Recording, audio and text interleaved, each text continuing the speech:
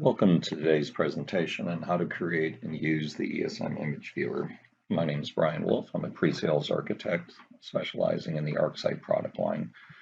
As you can see from the screen here, you're probably already asking yourself, what am I looking at?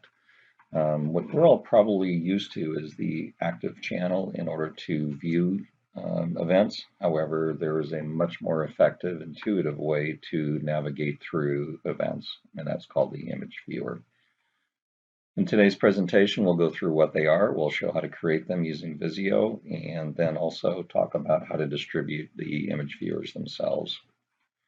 So today, you're mostly used to seeing events in an active channel, referred to as the grid view. You may or may not even be aware that there's a chart view. So in the lower right-hand corner, you can click on chart. You'll see different chart types: line, scatter, area, bar, stacking, pie.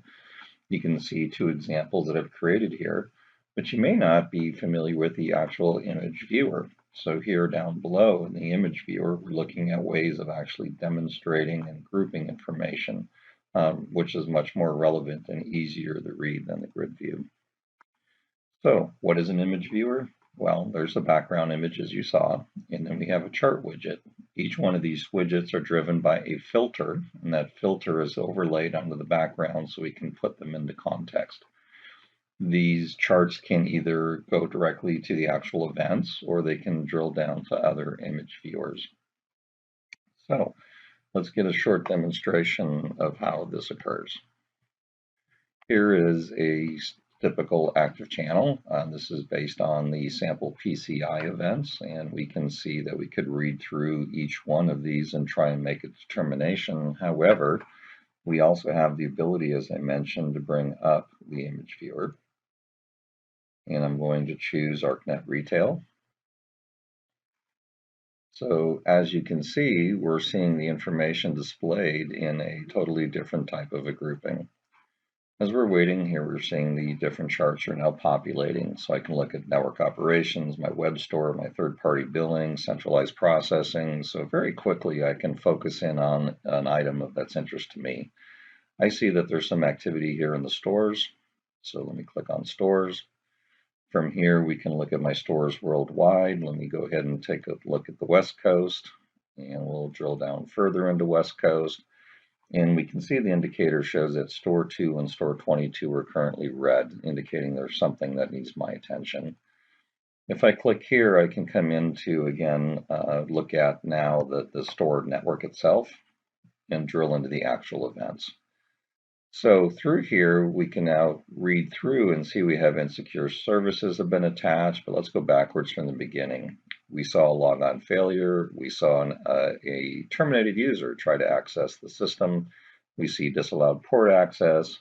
But the point here isn't the capabilities of our PCI solutions package that we have available. It's the fact that I can drill through the information, group it, and bring it into different types of formats very quickly. So let's return back to the presentation and see how we do this.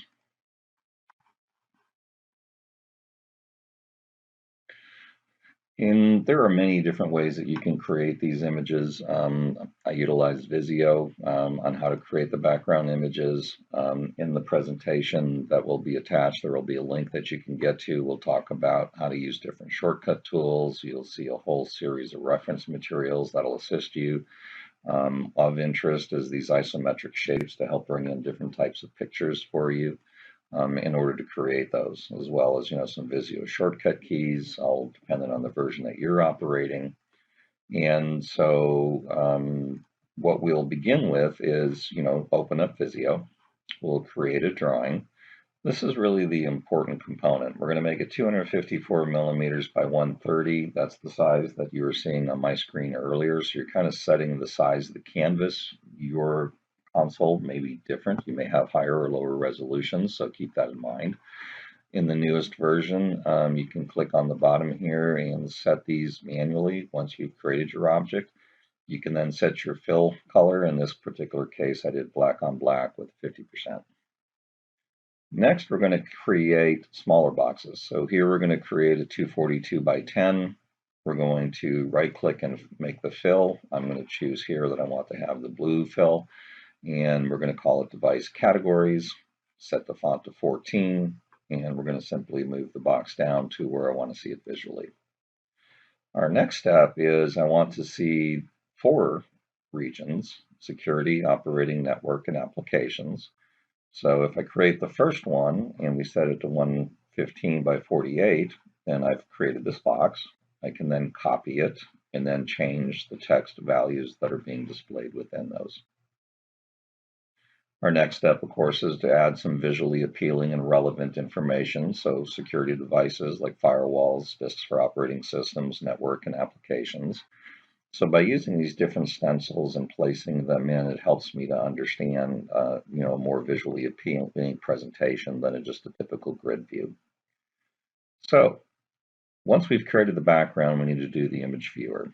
So we're going to talk about how to enable this in the AST file. We're going to start the image editor and import it. We're going to associate these charts that we talked about, and we're going to then save it. What I'm not covering is actually how to create filters, but I will show you I'm using default filters. So in the console, once you've added this to the AST, you will see the image editor here on the bottom appear in the menu structure. Please keep in mind that you must close any consoles that are open, because what happens is while you're running a console, when you exit, it will save all the properties and overwrite if you have one open. So we're going to set console UI image editor to true. It is case sensitive. The next, we're going to start the console, and we're going to view the image editor. I then have the ability to set a background in my grid, as we'll see in just a moment. So within the image editor, we're going to create new image. We're going to bring on our screen.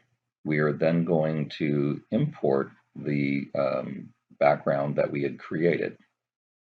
And in this particular case, it's called device categories.jpg. Now, I mentioned filters, as each one of those regions are driven by an active channel. The active channel is, of course, driven by a filter. I'm going to use, as I mentioned, 4 that are built in the default content. They're found in ArcSight Foundation Common Device Class Filters. So we have firewall, VPN, OS, and application. So now we're going to create by taking an actual bar chart item, drag it to the screen, and then we're going to fill in the dialog down here in the property sheet. And as you can see, I've placed it here so it's easier to read. Security devices, foundation, firewall events. It's going to be a drill down grid table, and we're going to call it security devices. So once we've saved that, we're going to repeat the one, for each one of the remaining 4. So keep in mind, however, that if you copy, if you create brand new, the associated filter name also becomes the viewer parameter name, and that's by default. However, if you do a copy paste, keep in mind that you need to change the viewer parameter each one, otherwise you'll have the same chart for every single entry. So now that the image viewer is complete, we're going to save it, and we're going to give it a name, device monitor, and we're going to then start the replay agent. If you are an ArcSight employee, we all have the demo events, and we have the PCI events that we can feed to the system. So next step, as we saw in the presentation, is I can click on the active channel, say image viewer, device monitor, and we'll now see the finished product that we had created. So this is not showing any menu drill downs, but I'm just showing you directly that you can go into the active channel and see the events that are of interest. Well, the next step is I've created it, I've tested it. Now I need to distribute that to other individuals. As you noticed, it's in the console.properties file, which means that all of this is distributed for each individual user. It's going to be residing on your laptop, for example, unless, of course, you're using a shared installation on perhaps a Unix system that you find there. So the components are grouped together and we install them locally, right? So it's going to be found in console current lib resources views. By default, we're going to see two that are already there, global and political. Anything else is considered custom. We use them for our demos. You may create them on your own. In these directories, you're going to find a number of files. JLX, these are coordinates for the charting engine. Property files, these are how we do the mappings for the presentation. The PNGs, of course, are the background paths. And VSDs, I like to preserve those and save those for further customization, so I distribute those out. Again, just visually, you can see how they're located. So resources, views, and then devices is the one that we had just created. In my presentation in the very beginning is where I was using the ArcNet retail capability or demonstration, so you can see how those work. So simply zip up the devices, send that out, and then have the end user go to the resources views and then unzip devices, and you're up and running. So some frequently asked questions. One of them, of course, is in creation. Make sure that we're pointing to the right location. So if you have moved your installation console to a non-standard, of course, replace those. I'm not sure the next one's valid, but I'm leaving it here so everybody can see that. What we found is this was perfectly valid in version 6. And version 7.5, specifically the version I'm utilizing, you now have to enter in the server side. You have to go into the manager and set server.properties, and I'm upping the server channel max channels to 20. What happens if you don't set that? Once we reach the 10th active channel being displayed, the system will close. Now, don't spend a lot of time trying to find this in documentation. This is an undocumented switch that was added to server.properties. We're currently investigating, but this is how you make the change for a successful demonstration.